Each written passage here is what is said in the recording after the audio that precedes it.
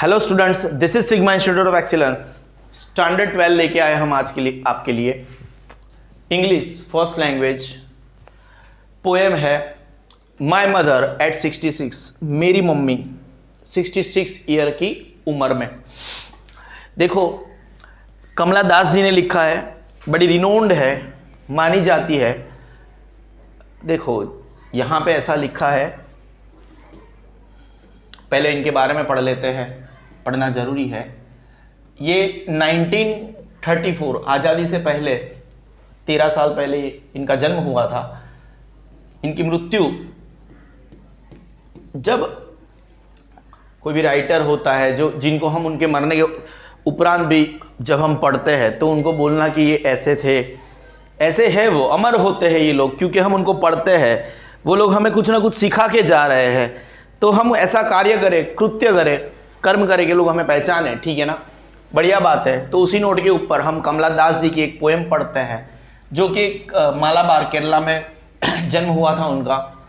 वो जानी मानी जाती है as one of the India's foremost poets, मतलब बहुत आगे जिनकी गिनती होती है, foremost. Her works are known for their originality, वो ओरिजिनलिटी के जाने जाते। इस पर्टिकुलर पोएम में भी माय मदर एट 66 आपको बड़ी तगड़ी ओरिजिनलिटी दिखेगी। वर्सेटिलिटी होती है, वो बढ़िया है। वर्सेटाइल होता है मतलब लार्ज एंड लार्ज। इंडिजिनस, स्वदेशी फ्लेवर भी होगा उनके अंदर ऑफ हमारी जमीन। Kamala Das has published many novels and short stories in English and Malayalam under the name Madhavikutty. In addition to 5 books of poetry, she is a sensitive writer who captures the complex subtleties, है ना जी। subtleties, actually subtle word का मतलब होता है कि ज़्यादा good होना, मतलब हमें हद से ज़्यादा कॉम्प्लेक्स लगे कोई चीज़, समझने में जो मुश्किल हो। तो subtleties of human relationships in lyrical idiom, my mother at 66। ये पोएम आपको क्या बताना चाहती है? कमला दास का कमला दास बचपन से उनको एक डर सताता था कि उनकी मम्मा उनको छोड़ के चली जाएगी, उनका डेथ हो जाएगा, या तो कोई कारणवश उनको छोड़ के चली जाएगी। बचपन से एक डर था उनको एक बात का, ठीक है ना। तो वो डर के बारे में यहाँ पे बात की गई है। उनको अपनी मम्मी से दूर होना अच्छा नहीं लगता। फिर यहाँ पे कंपैरिजन और कॉन्ट्रास्ट, है ना, सिमिली का भी हद से ज़्यादा यूज़ किया गया है। कॉन्ट्रास्ट क्यों? एक पहले वाले स्टांजा बोलना है तो बोल सकते हैं हम, क्योंकि उन्होंने काइंड ऑफ मतलब स्ट्रेट ही लिखा है, तो फिर वो बोलने में थोड़ा दिक्कत हो जाता है। लेकिन फिर भी समझ लो, पहले वाला जो स्टांजा है उसके अंदर वो मतलब एकदम अलग चीज़ें बता रहे हैं, अपनी मम्मी के बारे में बता रहे हैं, थोड़ी सैड है, मतलब ऑलमोस्ट समझो मृत्यु के बारे में बता रहे हैं, है ना। और एट द सेम टाइम मृत्यु एंड सैडनेस, दुखी एट द सेम टाइम। जैसे ही वो दूसरे स्टांजा बोल सकते हैं हम आते हैं, वहाँ पे एकदम लाइफ की बातें कर रहे हैं, जीवंतता की बातें कर रहे हैं। एक जगह पे मतलब सब कुछ रुका हुआ है, दूसरी जगह पे मतलब सब कुछ भाग रहा है, बच्चों की बातें कर रहे हैं, है ना, मैरी चिल्ड्रन हैप्पी, बच्चों की बातें कर रहे हैं। एट द सेम टाइम उसके साथ वो ऐसे भी बात कर रहे हैं कि ट्रीज भी कैसे, पता है हम व्हीकल लेके एक तरफ पे जा रहे हैं तो हमें लगता है वो ट्रीज इधर पे जा रहा है। आप 9th स्टैंडर्ड में पढ़ चुके हो, साइंस की बात कर रहे हैं हम। उसके बाद में वापस वो अपनी मम्मी के पास आ जाते हैं, मम्मी की बातें कर रहे हैं। वहाँ पे वो बोलते हैं कि उनकी मम्मी का वो शरद ऋतु के दौरान, विंटर्स, शरद ऋतु के दौरान, पता है एक जो मून होता है ना, वो काइंड ऑफ डिस्टॉर्टेड लगता है, ऐसे मतलब ऐसे झाँखा झाँखा लगता है, ठीक है ना, और पेल काइंड ऑफ थिंग्स लिखता है। एक अच्छा वर्ड यूज़ किया गया है, वैन, WAN। वैन का मतलब काइंड ऑफ पेल ही होता है। दोनों वर्ड मतलब पता नहीं क्यों साथ में रखे गए हैं। पेल का मतलब भी फीका होता है और वैन का मतलब भी फीका ही होता है। दोनों वर्ड का मतलब ऑलमोस्ट सेम ही है, ये और ये, ठीक है। फिर उनको दर्द हो रहा है। क्यों दर्द हो रहा है? क्योंकि मम्मी से। फिर यहाँ पे एक बड़ी बात है, देखो दर्द में थे, पूरी स्टोरी तो हम अभी शुरू नहीं किए हैं, हम ओवरव्यू दे रहे हैं आपको, ठीक है ना। ये जा रहे थे मम्मी को लेके एयरपोर्ट और वहाँ से वो निकल जाते, ठीक है ना। लेडी है, इनको जाना था, उसमें ड्राइविंग कर रहे थे, बाजू में मम्मा बैठी थी। अब समझ सकते हैं, तो मम्मी सो रही थी।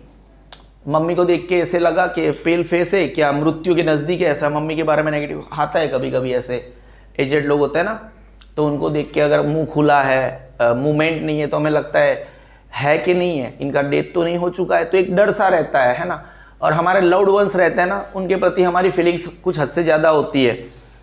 और एक तकरीबन एक 60-70 ये एज के बाद हमें एक डर सा रहता है। फिर वो सो रहे हैं, अगर मुंह खुला है, मूवमेंट नहीं कर रहे, अगर चेस्ट का मूवमेंट नहीं हो रहा है, तो हमें डर सा लगता है कि यार है कि भी कि नहीं। तो एक मृत्यु जैसा उनको फील हुआ कि मम्मी नहीं है, नहीं है। एट द सेम टाइम फिर आखिरकार उनको दर्द होता है।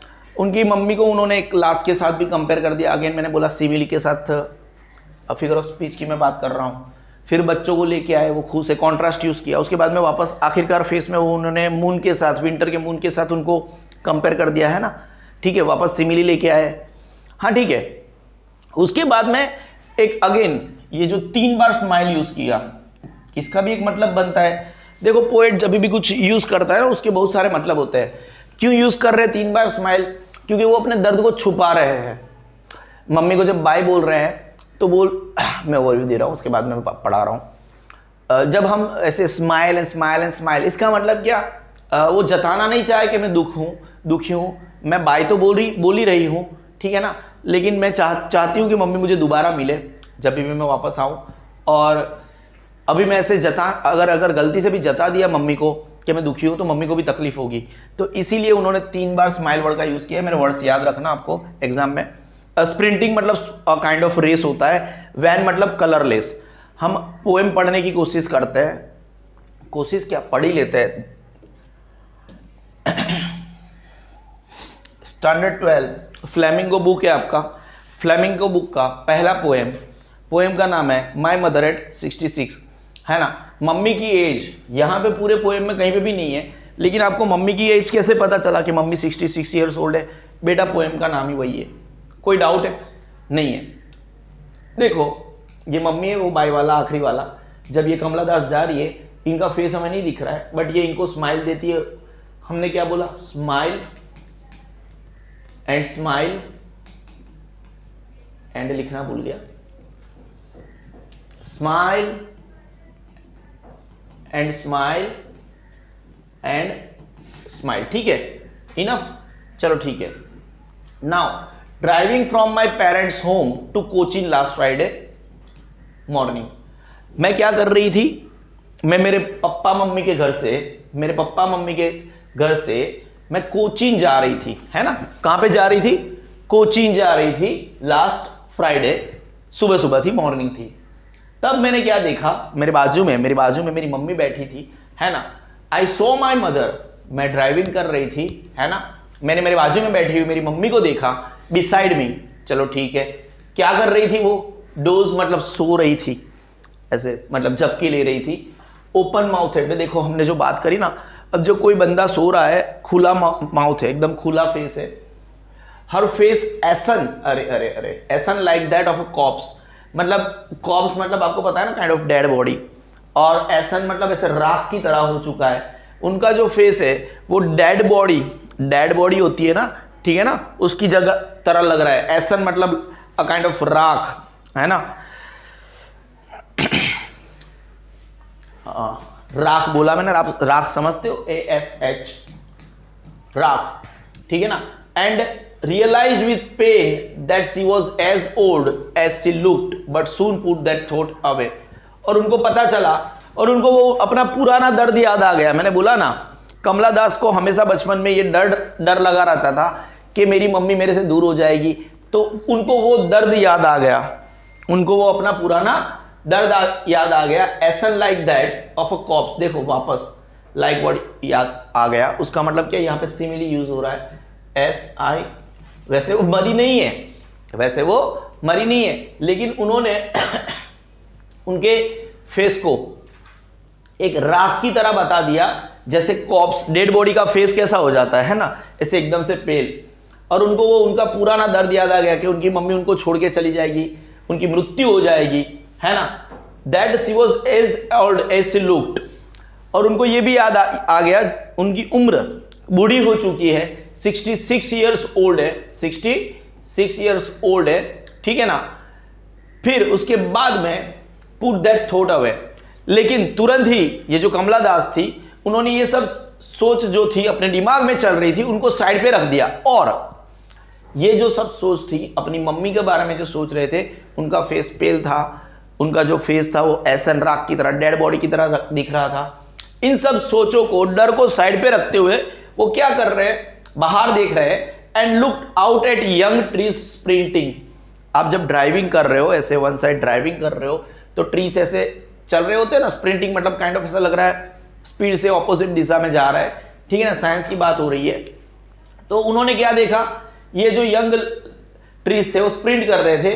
द मेरी children spilling out of their homes, इसका मतलब क्या, मैरी मतलब happy, spilling out of their homes मतलब अपने घर के बाहर निकल रहे थे, खुशी खुशी अपने घर के बाहर निकल रहे थे बच्चे, हैप्पी बच्चे। But after the airport security check, उसके बाद में क्या हुआ उनको, अब वो एयरपोर्ट पे पहुंच गए, वहां पे एयरपोर्ट में सिक्योरिटी चेक होता है, ठीक है ना, कोई डाउट है नहीं है।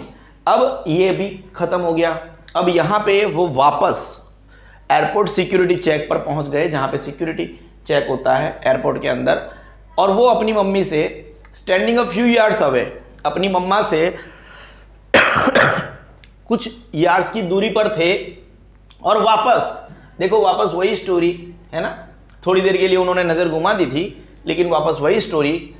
जो राइटर है कमला दास है, उन्होंने अपनी मम्मी के फेस के ऊपर जो वैन था, WAN था, WAN मतलब निस्तेज, एकदम पेल, वही होता है, यहां पे भी लिखा है कलरलेस, है ना, अपनी मम्मी के कलरलेस पेल फेस के बाजू देखा, है ना, वो कैसा लिख रहा था देखो, वापस एज वर्ड यूज हुआ, सिमिली हुआ, क्या simile, as a late winter's mood, जो शरद ऋतु होती है उनके मून की तरह दिख रहा था, मतलब एकदम निस्तेज। And felt that old familiar एक सॉरी, और उन्होंने वही पुरानी वाली, वही अपना दर्द, जो दर्द उनको अपने मम्मी के बारे में अपने बचपन में सताता था कि मेरी मम्मी मुझे छोड़ के चली जाएगी, वापस वो फेस को देख के कमला दास को वही पुराना जाना बुना जो उनके लिए फैमिलियर था, वही दर्द उनको वापस याद आ गया, उनका childhood fear, my childhood fear. But all I said again sorry, पर वो सिर्फ जो श्री कमला दास थी, वो अपनी मम्मी को क्या बोल सकती थी, सी यू सून, फिर मिलेंगे, है ना, क्या फिर मिलेंगे, अम्मा, अपनी मम्मी को बोला अम्मा हम फिर मिलेंगे।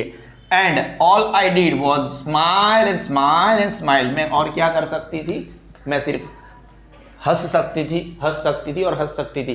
तो अपने दर्द को छुपाने के लिए, अपने डर को छुपाने के लिए कि यार अब नेक्स्ट टाइम मैं मम्मी से मिलूंगी भी नहीं मिलूंगी, मेरी मम्मी रहेगी भी नहीं रहेगी, तो उस डर को छुपाने के लिए वो हंसती गई और हंसती गई।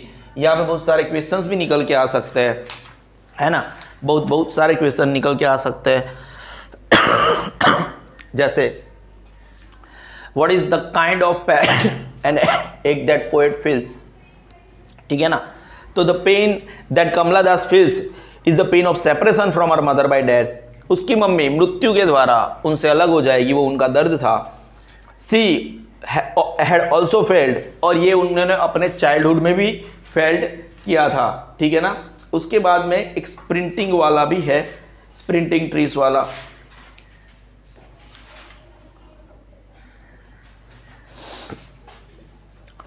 Y are the young trees described as sprinting, जो यंग ट्रीज है वो स्प्रिंट क्यों करते थे। आपको पता है ना, जो ट्रीज होते हैं, the poet is driving to the Cochin airport, now when she looked outside, जब